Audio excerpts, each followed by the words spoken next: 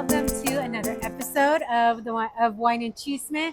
Really excited because I have Sam Esquivel with me from Ruakh. Is that right? Ruakh Wines, out of Paso Robles. But this is a San Diego girl. Yay! Born We and love bred. that. How are you, Sam?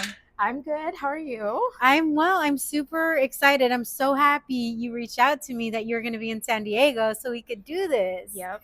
And she was about to just drop wine off, and I was like, no, you're here. We need to do a podcast For sure. since you're here. So, you are a San Diego girl. You're Yes. based out of Paso. You Mhm. are the winemaker. Yeah. You are in business with your husband, but this is like your baby. Yeah. So definitely something that I've been dreaming about for a really long time. I mean, I moved to Paso to get a degree, but I knew that I was always going to stay there. So this is like something that I've been dreaming about before we even met. Oh my gosh. Okay, we're going to go into all of the things, but let's start, it's going to be like a hot ones with wine, right? Yes.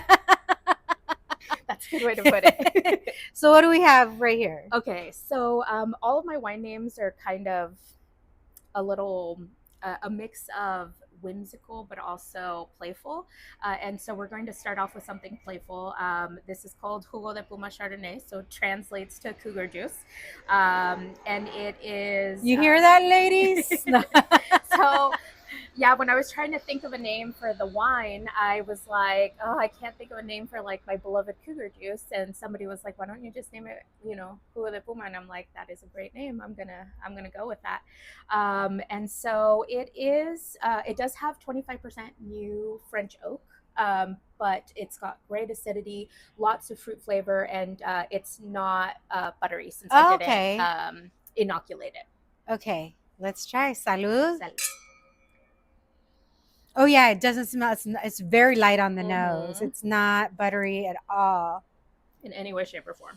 That's why I always like when you ask me if I like Chardonnay, I'm like, well, I tend to go through still aged Chardonnays because they're not buttery, but still lots of fruit, so it's still very approachable.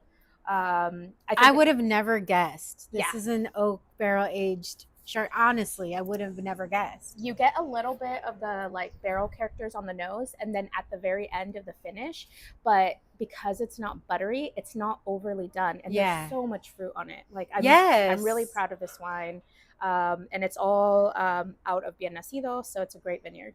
So this is why I say, like, I tell people, just try it. Just try it. You never know what you're gonna like or what you're not gonna like, because if you don't, you can't say you don't like it if you've never tried it. No. So I'm so glad you did bring this and start, because I like to be honest. Yeah. But this is, I would have never guessed this is an oak barrel aged Chardonnay.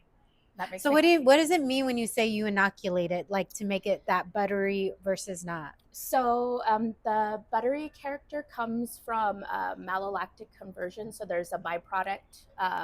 It's after all the yeast have turned the sugar into alcohol. There's another process after that called malolactic conversion, where the harsher malic acid becomes softer lactic acid, and that's done by a little microbe. And in that process, it releases something called diacetyl, and that's what makes the buttery character. But to get really, really buttery, you have to get like a specific type. You have to basically inoculate it. So you get these specific bread microbes that are going to give you a very heavily influenced character like that. So you can actually get microbes that don't give you that buttery, or you can go super, super duper buttery. It'll do it on its own, but if you want it to go through mallow and a white, the safest, more stable way is to inoculate it with the microbe. Oh, okay. So where did the name come from? Where did Ruakh come from? So it's Hebrew. So like in modern Hebrew, you'll hear it translated as wind or spirit. Like you'll hear it at pep rallies. Come on, guys, we need some ruach. We need some spirit. Not Ruakh. I It's said okay. it right the first time. It's okay. It's hard. I broke the cardinal rule. It was my own fault. I named my winery something that was hard to pronounce and not mainstream. But it was really important to me to name it something that basically covered the emotion of me feeling like I have always known that there is something out there that motivates me and gives me purpose. And when I found winemaking, I knew that that's what it was. So in biblical Hebrew, Ruach is the part of the soul, for lack of a better term to make it really short, kind of fills you up and it gives you meaning and spirit and purpose. And So this is so a spiritual wine. yes, it's very much a calling almost. That's awesome. No, I'm super excited about trying all of them. We might be a little woohoo at the end, but I I'm brought a good lot of with wine. that. Yeah. But that's why I was like, yeah, let's do it. All right. And what's next? So this is a special tier of mine. So the regular core wines are what I call the ones with the pictures. The tiered wines are the standalone. These are wines that I'm unsure of whether I'll be able to make again. They were not part of like the original plan, but I love them. Sorry, my husband's off camera, and so I'm pouring for him too. Yes. We want to make sure he's included in the tasting. So this is one of my Grenaches. It's I have two. The other one is aged in a white wine barrel. So this is a little bit more traditional, aged in once used French oak, and just really nice. And it's got gray acid, which is hard to preserve sometimes in Grenache, but really great rich notes from that barrel. So my husband is a big Paso Robles fan. He loves wine from Paso even more than Napa. Yeah. So when I told him, he was like, I'm gonna get some, right? After my baseball game, I'm gonna be able to get some, right? For sure. And I was like, yes, yes. Oh, this is really soft, but it's still a little peppery. Mm-hmm. It's surprisingly really spicy. This particular vineyard, Coakley Vineyard, is spectacular.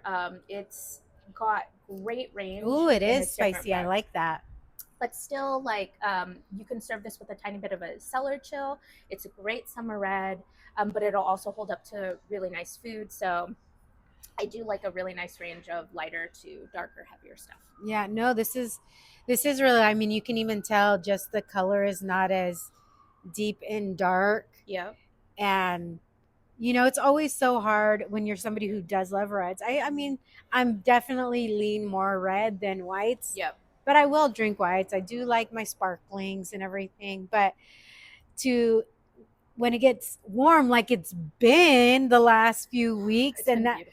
Yeah, but I'm just like, oh my gosh, that means summer is going to be I know. so hot if it's already this warm. So it's really hard to find sometimes it's really hard to find a light red that you're gonna want to drink during the summer, because normally they're heavier and everything. So this is, like you said, a really nice summer red that's still light and but still gives you a lot of flavor. Yeah. A lot of I love spicy. I love the peppery type of wines. Me too. Just wait. Yeah, we're yeah. That's why. Yeah, that's why I love like Zinfandels as well. Yeah. That really nice fruit.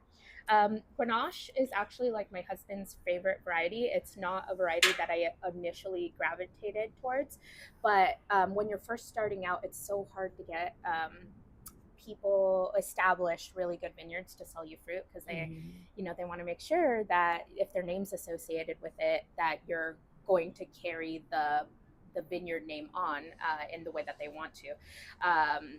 But so I was offered some really great fruit from my first vintage came from TH Estate, and I had to take it. I'm like, I will work with whatever you deem I'm worthy of, sir, at the very beginning. So what, like growing up, how was wine a thing in your family growing up? How did you how did wine come into your orbit? No, my family was not a wine drinking family. Like we're very typical. Everything is well done. We invite my dad over sometimes, and I have to remember, oh yeah, I have to overcook his steak because he won't eat it with any pink in it. So wine initially became how I experienced the world. We grew up very humble, and we couldn't go out and do vacations, but I was really curious. I wanted to experience France, I wanted to experience Spain, I wanted to experience Japan. And so their food and alcohol was how I got into those places. I'm like, oh, these are the things that you grow there. These are the things that shine there. It's an island nation, so you're going to have a lot of seafood. And that's basically like my way of feeling like I wasn't trapped. It was my way to explore. I was given a through bottle. food and wine. Yeah, through food and wine. So, and then in the actual winemaking, I was given a bottle. That was sort of my aha moment. And it ended up being the 2005 L'Aventure Optimist. And I didn't know. My parents pop the cork on something, and 3 weeks later are like, it still tastes great. And I'm like, no, I can smell it from here. I didn't know that wine could taste like that. And it was kind of like a revelation traveling up to Paso, and on my 21st birthday, discovering them and doing all of that was just an adventure for me. Then when I found out that you could get a wine making, or like a bachelor's degree in winemaking when I was like 25, I'm like, that's what I'm going to do. I didn't know. I think like when you're here and you grow up the way that we did, the road to success looks it's things that are very visual. You don't really dream beyond what you can see, like doctor, engineer, those kinds of things. Even marrying para que te mantengan was an option, and I'm like, no, that's not me. Like, none of these things speak to me. But winemaking, with its chemistry and its art, I'm like, that's my thing. So I dropped everything, literally dropped my entire life here. I was with someone else for a really long time, and I'm like, if you don't come with me, I'm going to go on my own. And everybody told me like that was a really bad idea. I needed to You're like, ay, está loca. Yeah. When you tell your very Mexican parents, oh, I'm going to go be a winemaker, they're like, what? So it didn't go down well at first, but I knew that is what I wanted to do. And I mean, I've been up there since 2013. Wow. No, that's awesome. But it is true, right? Like, you have to see it to believe it. And so often, if we don't see ourselves in certain spaces, whatever that is, it's hard to see yourself in that space. Yeah. And that was honestly one of the reasons that I created the directory, was because when I started the podcast, there was only like, I was like going to Trader Joe's. I wanted to go to Trader Joe's versus like a traditional grocery store, because they have a lot of different types of, like, I just feel like they have more eclectic wines, more things that you wouldn't find in a traditional grocery store. And then I was like, there has to be Latino owned wine brands. There has to be. And when I did my little Google search, I found a lot of articles, like one-off articles, but they always had the same 10 to 20 wineries on every single list. And coming from a family, like my grandpa used to work, he didn't work in vineyards, he worked in citrus and avocado fields. I was like, there's no way that there's only 10 to 20. And then I looked up how many wine brands, and obviously it's increased the number of wine brands now, but there's over 11,000 wine brands. Over 11,000. And I'm like, okay, you're telling me 11,000 wine brands and only 10 to 20? No way. So that's when I got involved, like I reached out to Mava. That's when I started looking, like I started doing like more intense Google searches. And then when I would reach out to somebody, they would say, oh yeah, you hear, like they were telling me of other brands as well, which is something I absolutely love, because the wine industry is already so small and really supportive. But then when you break it down even more to whether it's Black owned winery, Asian owned wineries, or even Latine owned wineries, there's really a camaraderie within those that they want to share Oh, have you heard of this brand? Oh, have you heard of this brand? You need to talk to this person. You need to talk to this person. How have you found yourself within this Latine owned wine brand community? Have you felt that? Have you connected with a lot of other brands from our Yeah. community? Oh, absolutely. I'd say it's really hard breaking in as somebody who didn't have any type of background in wine. Um, and it was just hard finding like my people initially.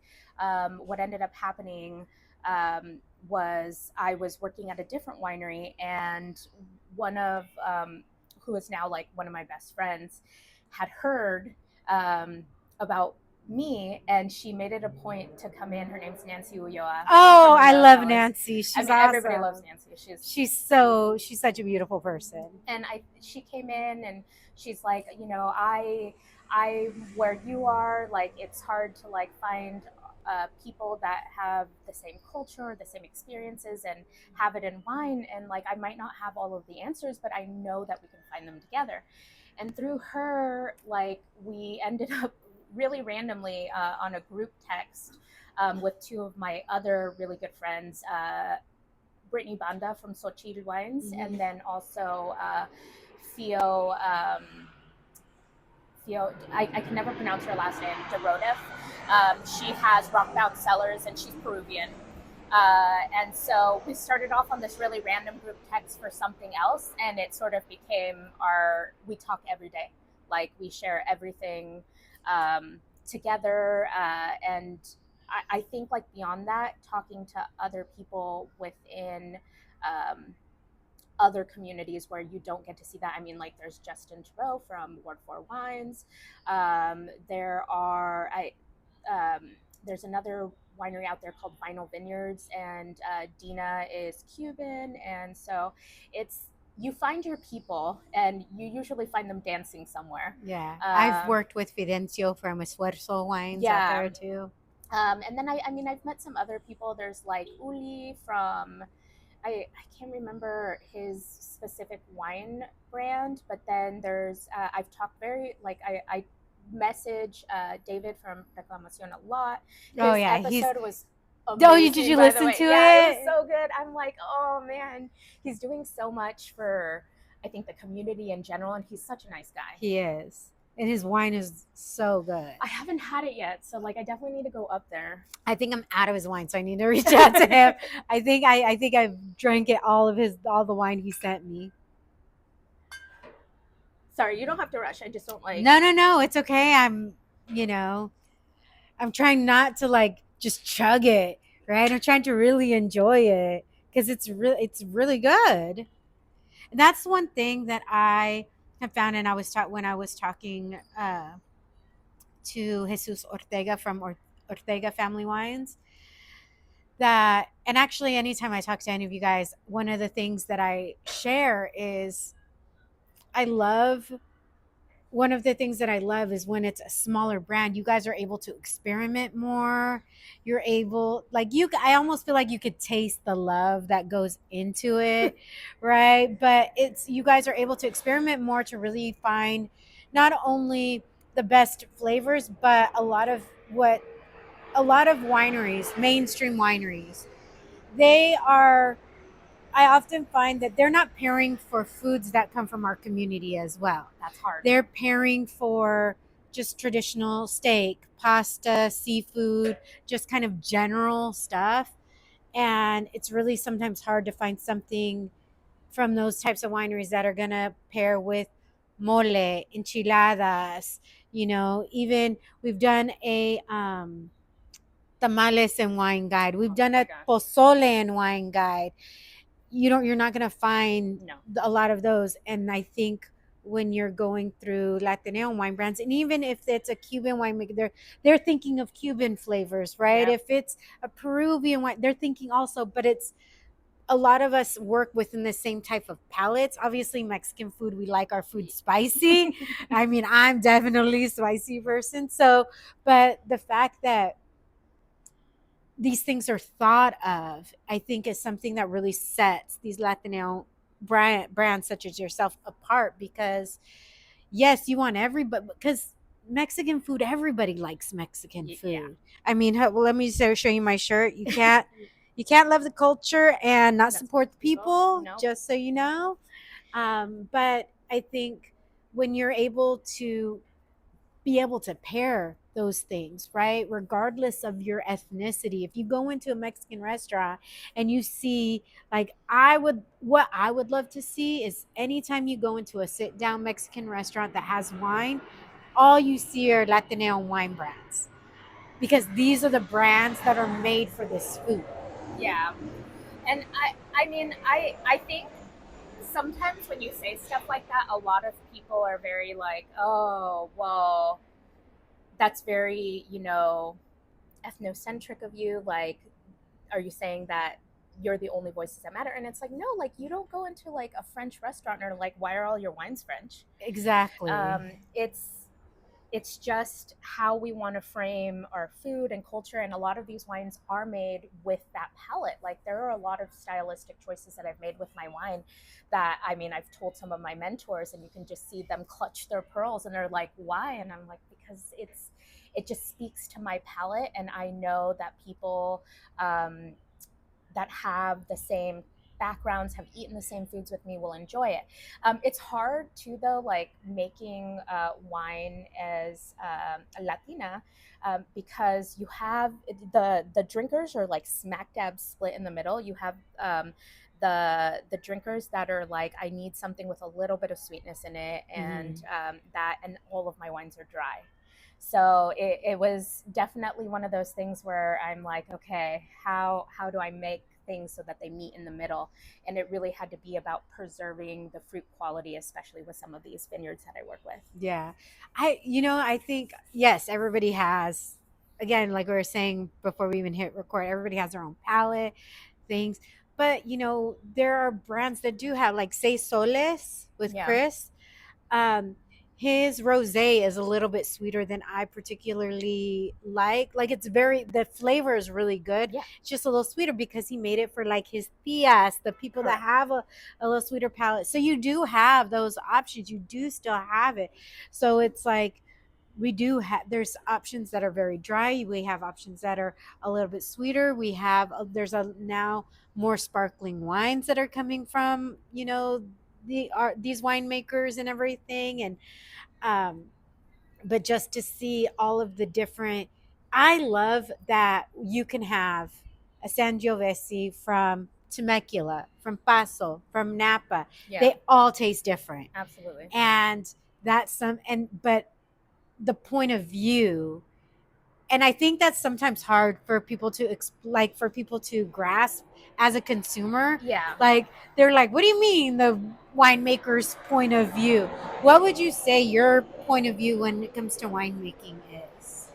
So my biggest thing is texture. It's not just wines that you can taste. I'm one of those people that need really, really robust flavors for them to stick with me. So I need wines that dry out your mouth a little bit more, Mm. make your mouth water, and all those things. So wines that um, you can be like, oh, that doesn't just taste like this. It also feels like, it feels like all my taste buds are on end, or this and that. So my main focus is mouthfeel, texture, and it's actually a really nice bridge between, people that have a lot of experience in wine where they're like, oh, I can smell this and I can do that, but all of those things are subjective. So if you talk about how a wine feels, it doesn't matter how much you know about wine, you can feel it on your tongue, Yeah. on your lips. You can taste it after you finished it, and those things become very relatable. Wine break. Time to refill that glass and come back for more wine and chisme. Ever wonder where you can find the wines I drink that are made by people who actually look like us? Mi gente, I got you covered because I created the first and most comprehensive director of Latina owned wine brands based in the United States. And yes, it is exactly as good as it sounds. From California to Puerto Rico and everything in between, I mean, we are talking about over 100 Latina owned wine brands, all in one place, ready for you to discover, sip, and support. This is the directory that I wish existed before I built it. So you never have to search far to find wines that represent our cultura, our gente, and our stories. So head over to the wineandchismepodcast.com to explore the full directory. The link is also in the show notes of every episode, so you have zero excuses not to check it out. Yeah. Okay. So we are in the Sangiovese. Yes. So also part of my standalone tier, Sangiovese. This was actually This is very floral. Which is really interesting. This wine is a little bit moodier than I think most Paso Sangios are, but still all the great acidity. It's my bestseller. It's I'm really sad the vineyard that I worked with, Ella's, they aren't selling their fruit anymore, and they're like, we need it to fulfill our own production needs, and they're magnificent winemakers, but I'm like, just one. I just want 1 ton, please. It is. It's very floral, but really like, but not super. What's like almost like when you said moody, I'm like, oh, I can kind of get that. I don't know how to explain it, but I can kind of get that. Like it's, to me, it has like a lot of old school soda shop flavors. Like you get a lot of sarsaparilla and cola. I can taste the cola. Yeah. And so, but there's also a little bit of like smoked meat in that. There's a lot of savory qualities, but still lots of acid. Okay, so we always, actually, I'm going to tell my husband when he's done with his thing to stop, because we always, Sundays is when we smoke meat. Yeah. So he has a smoker over there. So this would go so freaking awesome with like some smoked ribs. It's a pretty versatile right? Yeah. He's like, oh yeah, this is so good. I love this. I love the smokiness too. I love it's so funny when you talk about different flavors when you're like, oh, it's leathery, and people are like, what do you mean it's leathery? And you're like, just taste it. You can't. It's like there's certain things that you just can't explain until you put them in your mouth. You put it in your mouth. Exactly. What has been your like biggest challenge through this whole wine making brand building process? I'm gonna go like against the grain here. There are so many challenges within the wine industry, but I'm gonna say like the biggest challenge has been myself. It was really hard to step into this category. I think too, like when I decided to make the style of wine that I did make and get fruit from some of these really beautiful farmed vineyards, there was a big part of me that was like, how are people going to react to my price point? And I definitely have a lot of, family and friends that are like, you're going, how much? And I'm like, well, my fruit is really expensive. Like it was hard to justify that in my head. I almost felt like a little too big for my britches. And I'm like, can I really step into this? Or am I only allowed to be in the neighborhood where I grew up? Like that was really difficult for me, I think. So what are the varying price points for the wine? So right now my highest price point is 65 for my reds, and then my Chardonnay is 50. So I mean, when you go to vineyards that are doing all sorts of farming practices, doing extra passes so they clean up the fruit, making sure that anything is less green, that takes a lot more labor. It's a lot more expensive, but the quality of the fruit is just stunning. It's a dream to work with. You don't really have to monitor it quite as intensely or on pins and needles during fermentation. And the aromatics are readily extracted. Everything feels good. There's a really great balance between the drying feeling, astringency, and acidity, where it makes your mouth water. And to have both of those things balance is just beautiful. It's not too overly drying, but it lets you taste all of the flavors and stuff. So there's something to be said about going into that quality of winemaking, but it's it's difficult to justify when you've like grown up all of your life, you know, shopping at swap meets and getting your shoes from Payless, you know? Oh, Payless. I miss Me Payless. too. The smell. There was a very distinct smell walking into Payless for sure. Yeah. All right, this is Conversations with Strangers. Is that what? Yes. Ooh. So it's one of my core wines. It's 100% Syrah, and it's actually the one of the two wines that I had from my first vintage. So it's the only 22. Everything else that we're trying is 23. So 100% Syrah. This came from the former Terry Hogue vineyard.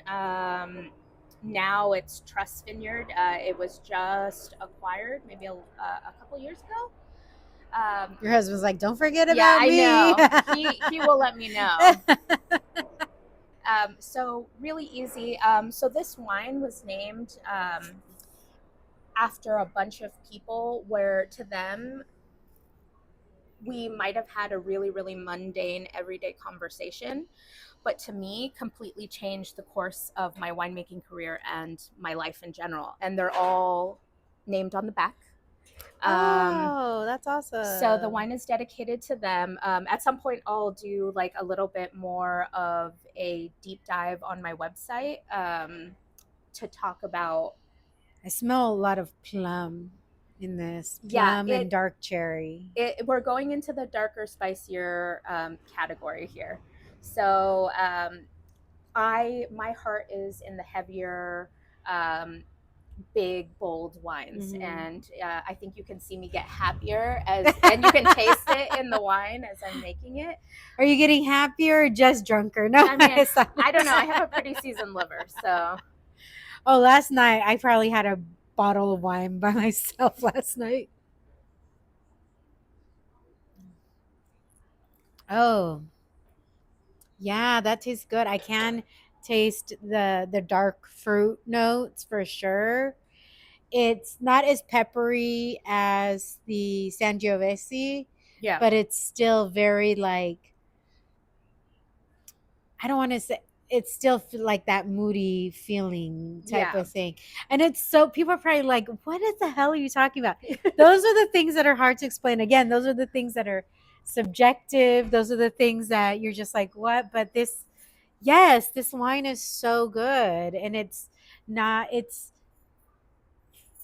you know, it's fruit forward without, but with those darker fruits that are not too sweet, not too tangy, but like I said, the dark cherry, the black plum, the dark, you know, type of. That's good. Yeah. And I'm not saying this to.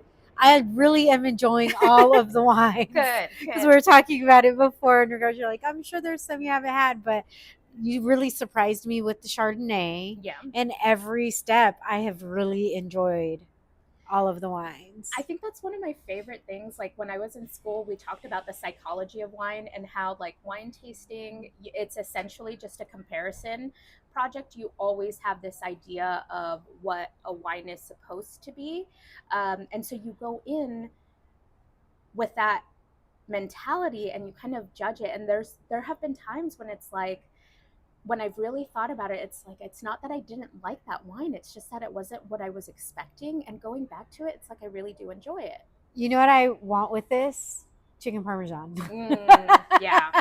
And that's like, instantly I'm like, ooh, should I make that for dinner? Yeah. Like that's really what I got. Or some red enchiladas. For sure. I really like tamales with this. I really like the way that the masa kind of mingles with the tannin in this, and it's just, I don't know. I'm a really big partial fan of beef tamales de res. They're really hard to find because you know you can only do chicken or pork most of the time. Yeah. But with this, I think it's really good. You know what? Probably actually maybe with the Sangiovese, some mole would be good with that. With the Sangiovese. It's held up to some really surprising pairings. I have done a lot of tacos. Even when you spray the limon and you put all the onions on it, it still holds up really, really well. Really? Which is hard to do because I think like once you start spraying citrus on things, it really then you're like instantly almost going white. And so it's hard, but the Sangiovese has so much acid in it, and that's actually where it gets like most of its structure, is through its acid. So it's an interesting wine. It's big, but it's not big because of the tannin so much as its acid profile, which is different. Yeah. Um, it's definitely been an interesting ride. It's been hard to break into some of these vineyards. I mean, now that I've started making my own, or releasing the wines, because you know, talking about other challenges, I think more traditionally, getting out of your head is this is a really expensive endeavor. Yeah. I knew it was going to be expensive. I didn't know it was going to be quite this expensive. Where does most of the cost go? I'd say fruit's a big cost, but you also have to realize that you make something and you have to wait 2 years before you can even release it. So you're spending money on fruit.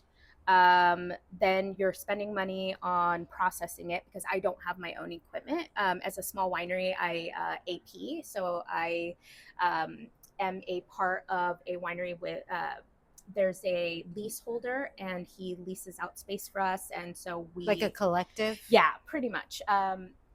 We make our own wine, we do our own work, but it is somebody else's building and their equipment, so we pay for that. And then the barrels themselves, like I don't think people realize, to get a new barrel, uh, especially with tariffs now, everything is so expensive. Because most barrels, they're all coming. I mean, there are American barrels, but But they have different characteristics. So like I think the biggest thing is people are like, why don't you just buy American? And it's like, because I can't make the wine that I make with American barrels. We have coconut character versus what you have vanilla with French. It's a very different grain, it's a very different influence, and it's a very different flavor. You cannot make the wine that I make with American oak. And I'm not saying that you can't make good wine. It's just the wine that I make requires French oak, and those are all foreign. I mean, corks themselves, like, all come from Portugal. yeah, I was about to say that they're coming from Portugal. And hasn't there been like a cork shortage as well? At one point, there was like a cork shortage. I think that's evened out now. Luckily, like cork trees, you don't have to cut them down. You just take off the bark. But I mean, you have to do it in a way where the tree isn't damaged, and it comes with its own set of nuances and problems. Glass, it doesn't come from the US. The weight and the temper and the stability those types of bottles are manufactured overseas or in Mexico, and everything has gotten significantly more expensive to make I have my wine. own thoughts. But and I know anybody who is watching or listening to this knows what my thoughts are. But no, that I mean, those are things that that definitely have to be considered, especially right now. Like you said, with the tariffs, it's making everything. And apparently the administration doesn't realize that you're paying for those. And Yeah. then have you had to pass that on to consumers yet? Are you trying to like Not yet. So I think the other like really challenging thing starting as a Mexican, I was not raised to be financially literate. That was something that I had to learn growing up. And so I had when I do my pricing, it's based off of my fruit, my barrels, and what it costs to process. And there were a lot of other things that I was leaving out of the cost when I did it. And so I just don't want to pass on any more costs on top of all of that. So I've learned to economize in other ways. I've stopped getting as much fruit. I only do partial oak barrels instead of a full 100% oak. That has helped. I started moving a lot of my lab work in house, which is a pain in the ass. It takes forever. Like you send something to the lab here, and they have such great equipment. you on a slow day you can get all of your results in half an hour and finish all your barrel work in the same day. Versus me, it's like I have to make sure that everything's sterilized, you have to do precise measurements and make sure that everything's right, and then everything takes time. So it just while I'm saving money, it adds more time, and I'm having to house extra equipment and reagents and stuff in house, in a winery that isn't mine with very limited space. So it's a give and take. Wow. Yeah, that's crazy. When you're, when I was talking to Jesus and everything, obviously consumption among younger generations Yeah. is down. Are you noticing, has that affected you as of yet? Have you noticed anything? To me, I'm like, you don't know what you're missing. Like, I think my personal opinion is wine is also just such a, like, unlike beer, right? I think people drink beer to get drunk. You're drinking out liquor to get drunk. You can obviously get drunk off of wine, but I feel like it's so much more than that. It's really an experience, how it can really change based on what you're eating, how you don't have to constantly be this. You can really savor the flavors. And I feel like maybe that hasn't been truly conveyed to this Gen Z generation, I mean, that it's it's millennials too, though. yeah, and younger. I think it's younger millennials, really, right? No, I think it's like all around. So I mean, I'm an Xennial, I guess. I'm technically a Gen X or Xennial. I'm an elder millennial. I'm 38. So I'm definitely not quite on the cusp, but I'm very close to it. Hmm. I think we're seeing a group of people with very different priorities come into um, the market. One, we it takes us it took my generation a lot longer to become. I can tell you, like, my parents had bought a house, when they were 25. I was living at home, like it took a really long time to be stable, get a good career, and then also be at a point where you were making enough to live in this day and age, especially in California. Um, But so there's no better place. no, There's no yeah, better place. I lived in Dallas for 15 years. And when I said I was coming back home to San Diego, nobody was surprised. yeah. I'm like, why would I stay here? It it's a beautiful, like, I can't complain in the quality of life that I have here is just wonderful. It's just you pay for that quality. Right. But yeah, so sorry. It's okay. This, I can be handled in editing. Okay. If it's too loud on the plain side. What were we? You were talking about the quality of life. No, but before And that. then you were talking about your parents were able to buy a house in by the time they were 25. Oh yeah, yeah. Yeah, That's what we were millennials, talking Gen about. X. Sorry, we were going off on tangents. I have ADHD. It's okay. We do this all the time. It's just normal. So I think you come in with people that are, it's not that they don't want to spend the money that they have, is that they're very careful about where they spend that money. They want to invest in um, wineries or anything really that has a story that they can relate to. They don't care about, a bunch of corporate and IT people getting together and hiring a really, really good established winemaker and just making something from a really good vineyard. They want to know, like, what was the story? How did you work to it? They want to see themselves in it. I think there's part of that. The other part is that you can't ignore is, I think, a lot of it's like a health uh, thing. So they're drinking, but they're drinking less. And so that really is a shift in thinking. I have addressed that through how I do my wine club. So instead of multiple releases throughout the year, it is just one. And it's 6 bottles. Of course, you can buy more than 6 bottles, and there are plenty of people that do that.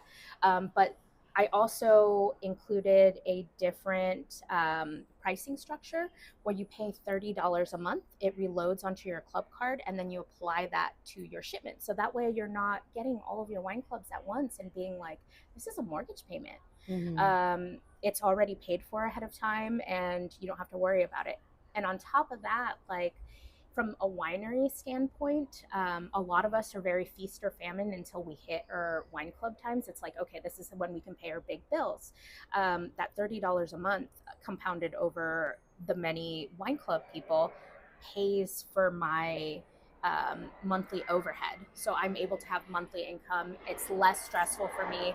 I'm also able to plan um, for, like, before I introduced my club, I couldn't take on extra projects because I'm like, I don't know what my income is going to look like.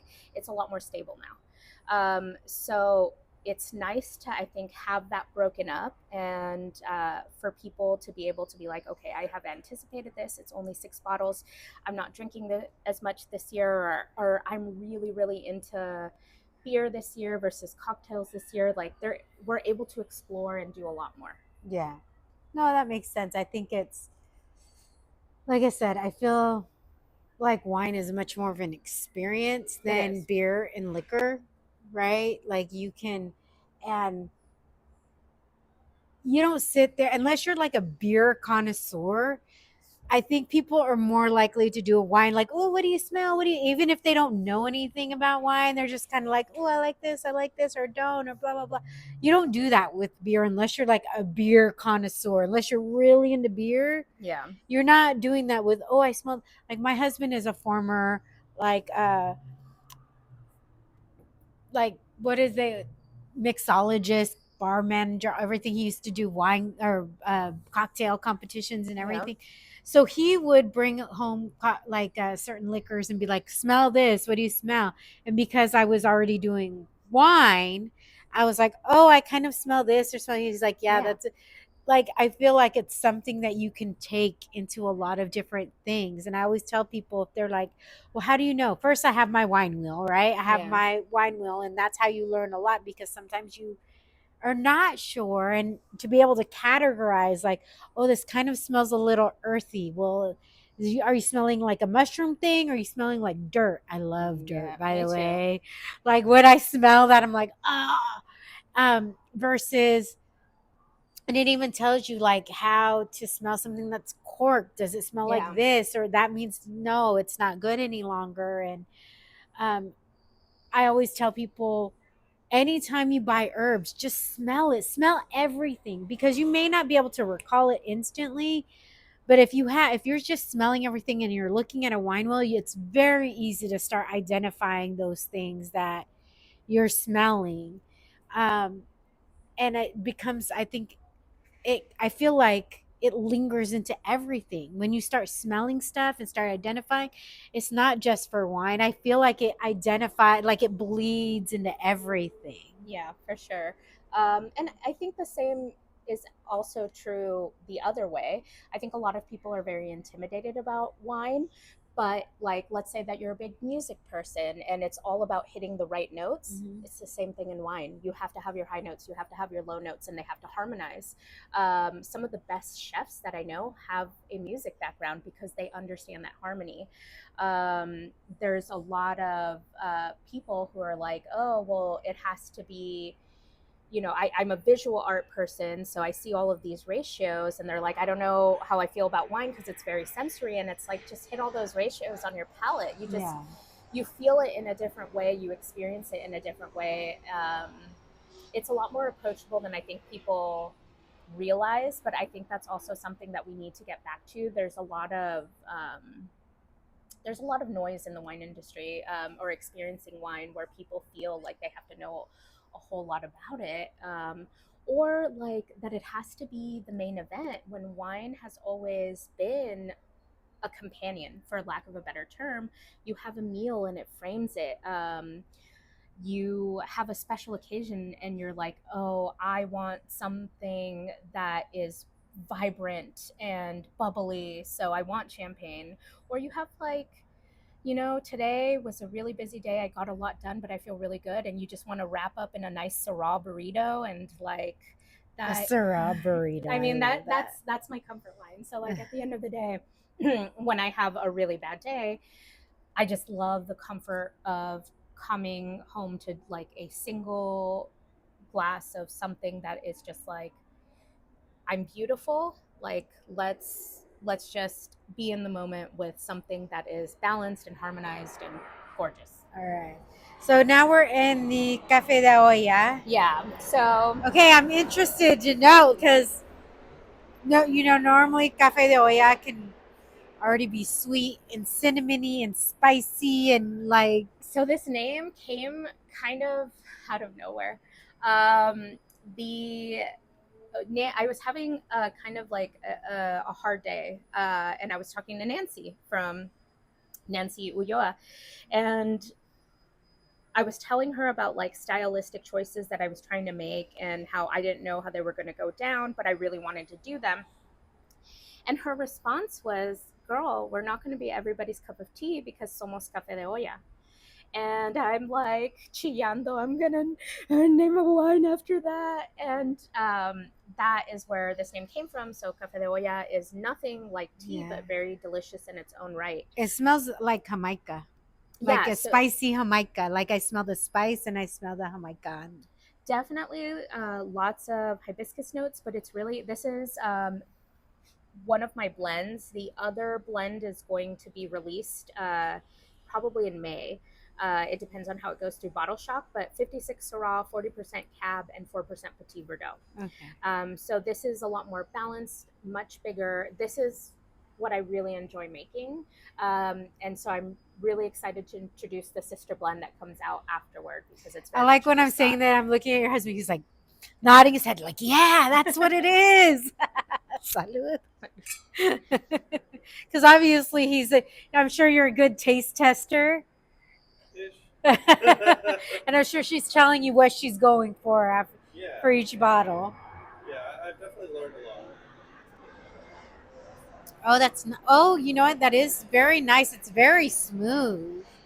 But then it starts to sneak up on you. Like it starts to like, oh, it's building on my palate. Yeah, like, I was about to say the tannins are starting to come through. But it's very slow. But it's still got enough acid that it makes the very bottom of your mouth really water. Yeah, I like this. This is really good. This is my like jam. This is honestly like what me and my husband call popcorn wine. Like you don't need any food with it. I mean, not to say that you need it with anybody, but there's some wines that just truly stand on their own and you could just have some popcorn or whatever. Like that's what we call popcorn wine. I was doing this before Olivia Pope. Thank you very much. I think she got it from me. But this is all of the wines have been so good. And I promise I'm not just saying that. I really truly enjoyed every single one. I spend a lot of time thinking about the wine and where it's going to go and where I want it to go next. Like I'm very proud of these. I think I'm very excited to pour them for people. There's nothing that I'm holding back or covering up.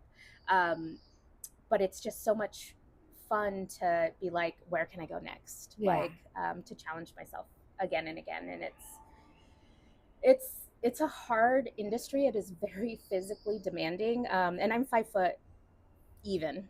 And a woman, so it's one of those things where like I love being in the cellar and people are like, hold on, let me help you with it, and it's like, no, ya terminé. Like I didn't need your help. Like I know that I look tiny, but I'm mighty. That's right. So with do you have a tasting room? How do you like share your wines? Not yet. Once we are we're in the process of getting the tasting room carved out. So you have a winery, you get bonded, but you can't just do tastings. You actually have to have a designated area, and they haven't come and inspected it yet. Once they do that, I'll be able to do that. But for the most part, my wine, I do a lot of pop-ups. I did one yesterday. I was actually very afraid I wasn't going to have enough wine to pour for this podcast.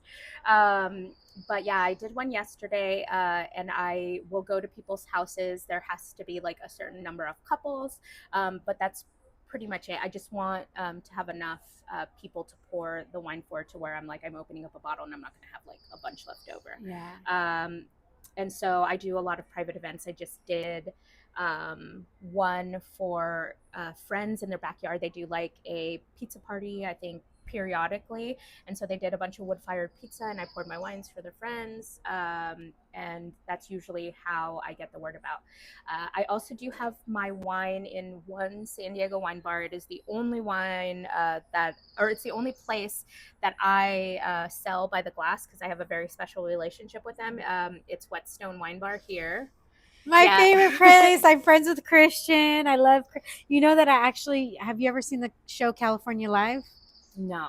So it's like at 11:30, and it's basically like showcasing places across California to go. And I actually got my friend used to be one of the co-hosts, so I got him featured on California Live. He's Christian is awesome, and like it's very rare that you meet people that are genuinely like. He's just a cool and guy. he's Latino as well. Yep. He is Panamanian and Filipino. Yep. I'm gonna see him right after this. I have to text him as soon as I'm done. But yeah, so his is probably one of the places that, like I said at the beginning of my wine career, or before I was even thinking about winemaking, that's how I explored the world. Well, his bar is very global bites inspired. They have wines from all over the world that aren't your mainstream. They're very particular. So it was one of the places that really formed who I am as a wine drinker, as a winemaker. And so because of that, they're one of the only places that I'm like, we love Whetstone. We love Whetstone. I make my husband take me there and date. I mean, literally, it's not even 2 blocks away. It's like a block away. Down the street for sure. Yeah. And in Paso, the only other place that has me right now is Gravesend. They're what used to be the former Paso wine merchant in the Market Walk. They have the most amazing food. Chef Amy Bear is like, I'm a big cold with spicy. This is city life, people. City life. That's what happens. I know. It's really interesting to be back after all the quiet of like. Oh yeah, because you're like in the. I mean, obviously Paso's known for wine and everything, but it's still country. Oh, it's super country. Yeah. We have our 2-lane highway. But yeah, so like there's Gravesend. Chef Amy Bear is amazing. She does these really great combo plates that are. She has a music background, so when she hits every single note that you need it, and it just harmonizes. You see it in her food, and I just love it. They also have their own wine brand there called St. K, which is great.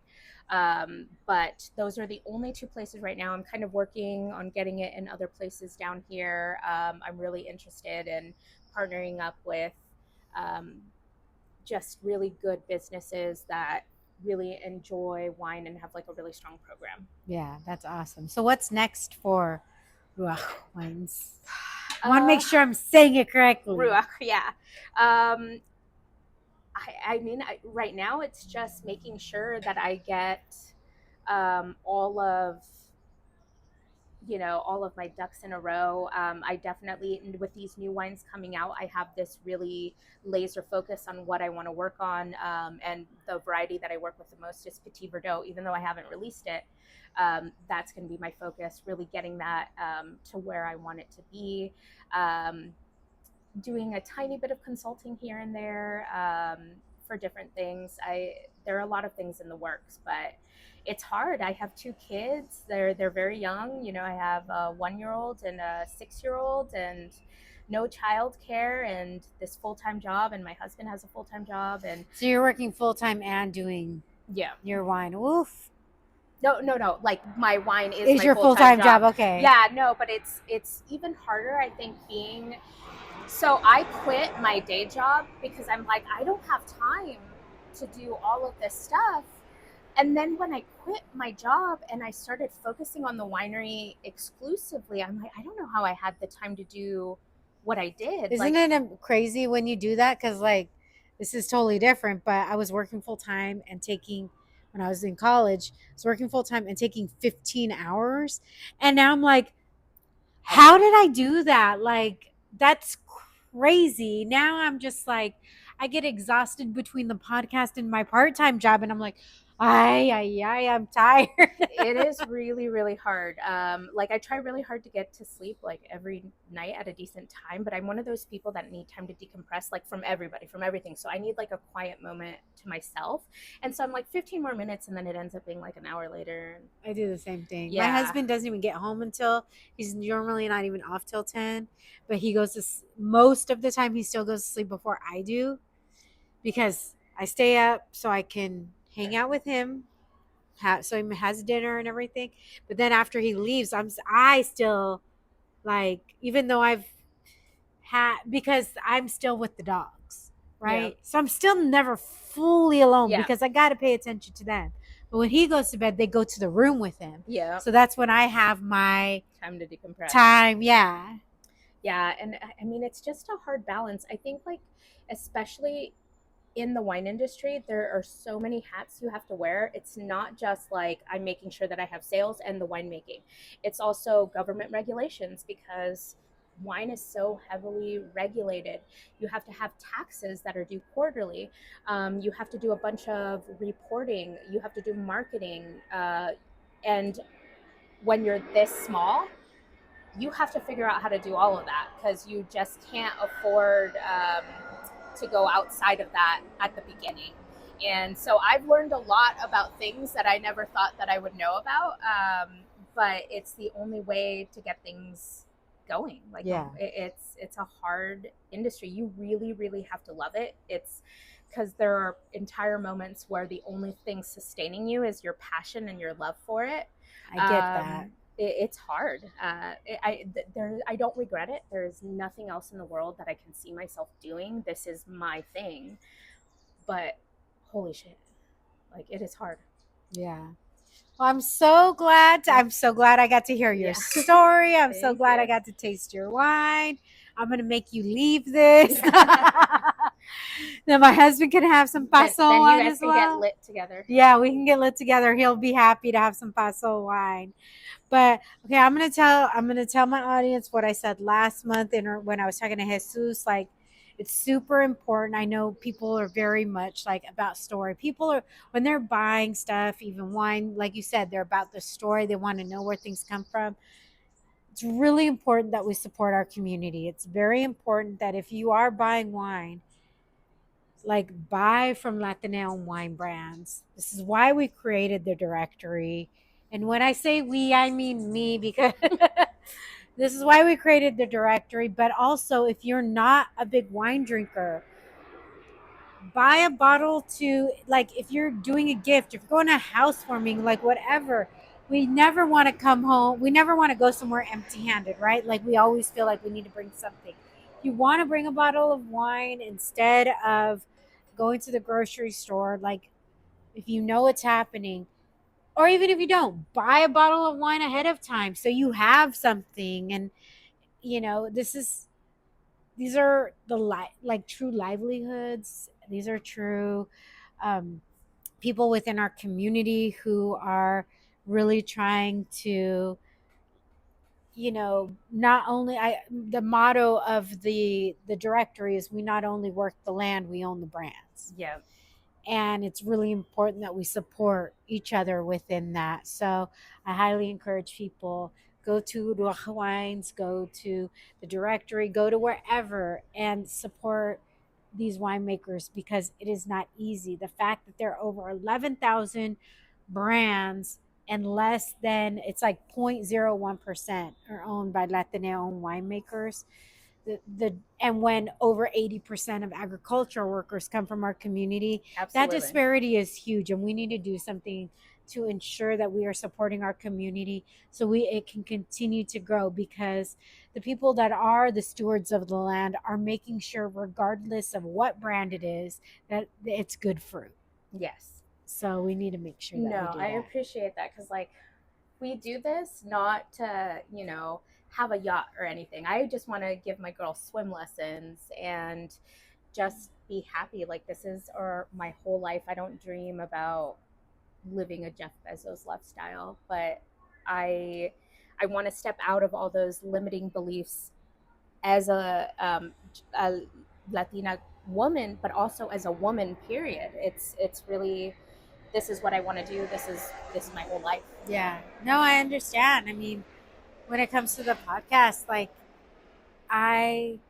all I've wanted to do this entire time is make sure I am amplifying and uplifting voices across communities of color. And when I looked and I saw that there was not a single director of Latino wine brands, and now I found people who have copied me, Yeah. right? But I take that as a compliment. Yeah. But I'm still the first, the most comprehensive, Yeah. and the one who has the best relationship, because I'm not just putting a list out there. I'm working with you guys, and I don't care if you put a list, but if you're not connecting with the brands, if you're not connecting with the owners and the vintners and everything, I almost feel like, well, what are you doing? You're just putting something out there. I want to put something out there that's truly meaningful, like you guys are putting wines out there that are truly meaningful, and there's truly a story behind it. It's not just these giant brands that everything's automated and pumped out. And not to say that there's not some good brands out there. Absolutely. As far as larger brands, but the ones who really need the support are the smaller micro brands. Yeah, I mean, if you think about it, the majority of us don't have that background. We don't have the funds carrying us through. We have to save up on very, very limited wine industry field salaries, and it's hard to make ends meet, but also save towards a dream where there is no safety net. So getting to that point it's just one of those things where I think it's super important. I think at the beginning, a lot of people were like, don't you just want to be known as like a good winemaker and not a good woman winemaker, a good Latina winemaker? And I'm like, I don't think that's the point. Like, I think that it was really hard to get here, and I'm not going to shy away or minimize that to make you feel more comfortable. It was difficult. Yeah. Website? ruakhwines.com. So RUAKH wines with an S.com, and all of my wines are up there. And same with social and everything. We'll make sure to put all of the links in the show notes as well. So just have an Instagram for right now. I think we're moving away from Facebook at some point or the other. But Instagram is good for right now, and I keep being told by the kids that I need a TikTok, so I'll probably make one of those. I'll salty about it, but yeah, I'll probably make one. I know. I'm like, I definitely get more traction off of Instagram than TikTok, but I'm like, but also the biggest thing is I don't ever want anybody to steal my handle. So you have just, for those types of purposes, you need to make sure you have the Well, I think I'm safe because it's really hard to pronounce. But we can't wait. I can't wait to see how you're growing. Truly, there's ever anything else I can do, just let me know. I'm there. I got your back, girl. No, I appreciate that. I really appreciate that. This was fun. So until next time, mi gente. Bye. Hola, mi gente. Thank you for listening to this episode of the Wine and Chisme podcast. If you would like to hear more wine and more chisme, make sure to hit that subscribe button. Saludos.